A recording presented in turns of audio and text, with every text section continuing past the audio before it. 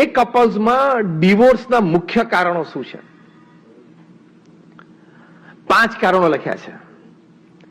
એમાં એક કારણ લખ્યું છે કે over exposure to social networking sites.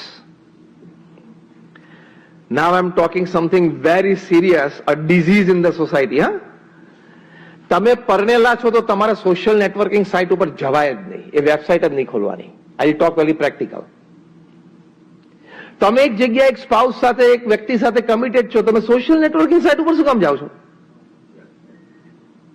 તમારે નવી ફ્રેન્ડશીપ ઉભી કરવાની જરૂર શું છે? તમારા 5 ફેમિલી મેમ્બર્સ છો, બીજા 10 એક તમારા કઝિન્સ ને ફર્સ્ટ ને સેકન્ડ કઝિન્સ છે, ગામમાં રહે છે, શહેરમાં રહે છે, બીજા 2-4 નેબર સાથે તમારે સારું બને છે, તમારા બધા કદાચ બધા બિલ્ડિંગમાં બધા સાથે પણ 2-4 ફેમિલી સાથે તમારે સારું બને છે, બીજા બધા ઓફિસ અહીંયા જ તમારે 100-150 છે, એમાં પૂરો ટાઈમ નથી આપી શકતા. તે વિયેટનામમાં કોઈ જોડે ચેટ કરો શું કામ જાય હતું? બ્રાઝિલમાં કોઈની સાથે ચેટ કરવા જાય, વિયેટનામમાં જાય, આર્જેન્ટિનામાં જાય, હવે કોઈ દાડો ભેગા નથી થવાના, મળવાના નથી. અને પાછા લોકો આઈડેન્ટિટી છુપાવીને વાતો કરે છે. આઈડેન્ટિટી શું, જેન્ડર છુપાવીને વાતો કરે છે?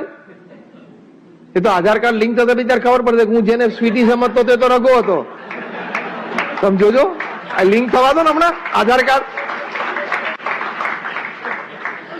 એટલે ફૂલિશનેસ.